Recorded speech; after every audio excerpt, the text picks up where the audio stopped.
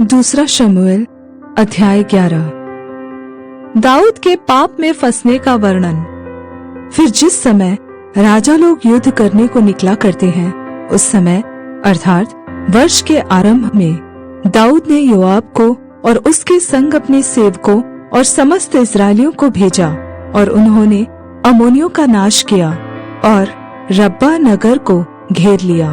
परंतु दाऊद यरूशलेम में रह गया। सांझ के समय दाऊद पलंग पर से उठकर राजभवन की छत पर टहल रहा था, और छत पर से उसको एक स्त्री जो अति सुंदर थी नहाती हुई देख पड़ी। जब दाऊद ने भेजकर उस स्त्री को पुछवाया, तब किसी ने कहा, क्या यह एलीआम की बेटी और हित्ती ऊरिय्याह की पत्नी बतशेबा नहीं है?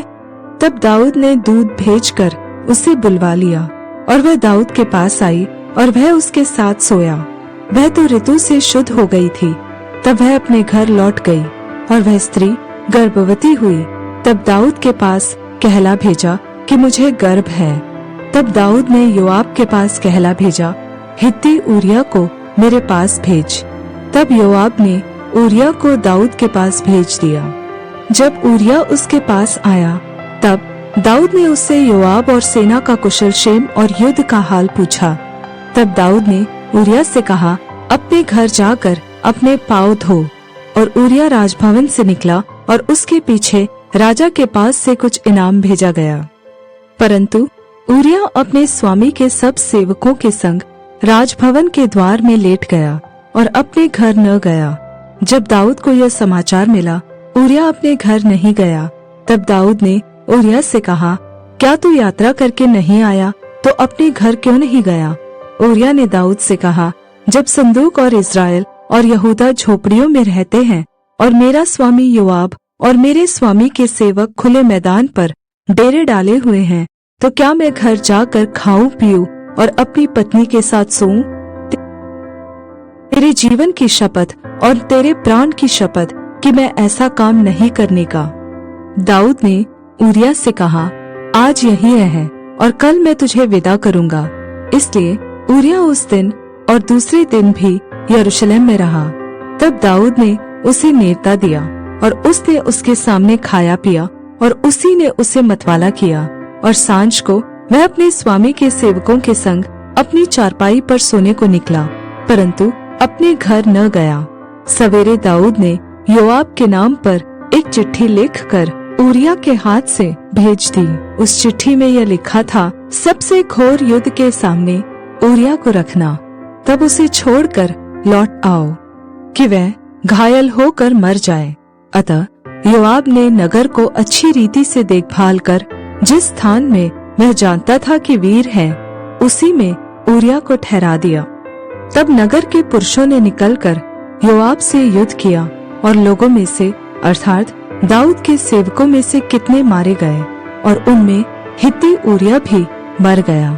तब योआब ने दूत को भेजकर दाऊद को युद्ध का पूरा हाल बताया, और दूत को आज्ञा दी, जब तू युद्ध का पूरा हाल राजा को बता दे, तब यदि राजा क्रोध में कहने लगे, तुम लोग लड़ने को नगर के ऐसे निकट क्यों गए? क्या तुम न जानते थे कि वे शहरपनाह पर से तीर छोड़ेंगे? यरूब्बेशेत के पुत्र अबीमेलेक को किसने मार डाला? क्या एक स्त्री ने शहरपनाह पर से चक्की का उपरला पाट उस पर ऐसा न डाला कि वह तेबेस में मर गया? फिर तुम शहरपनाह के ऐसे निकट क्यों गए? तो तू यह कहना, तेरा दास ऊरिय्याह हित्ती भी मर गया। तब दूत चल दिया और जाकर दाऊद से योआब की सब बातों का वर्णन किया। दूत ने दाऊद से कहा, वे लोग हम पर प्रबल होकर मैदान में हमारे पास निकल आए, फिर हमने उन्हें फाटक तक खदेड़ा। तब धनुर्धारियों ने शहरपनाह पर से तेरे जनों पर तीर छोड़े, और राजा के कितने जन मर गए, और तेरा दास ऊरिय्याह हित्ती भी मर गया। दाऊद ने दूत से कहा, योआब से यह कहना, इस बात के कारण उदास न हो, क्योंकि तलवार जैसे इसको वैसे उसको नष्ट करती है। तू नगर के विरुद्ध अधिक दृढ़ता से लड़कर उसे उलट दे, और तू उसे हियाव बंधा। जब ऊरिय्याह की स्त्री ने सुना कि मेरा पति मर गया, तब वह अपने पति के लिए रोने पीटने लगी, और जब उसके विलाप के दिन बीत चुके, तब तब दाऊद ने उसे बुलवाकर अपने घर में रख लिया और वह उसकी पत्नी हो गई और उसके पुत्र उत्पन्न हुआ।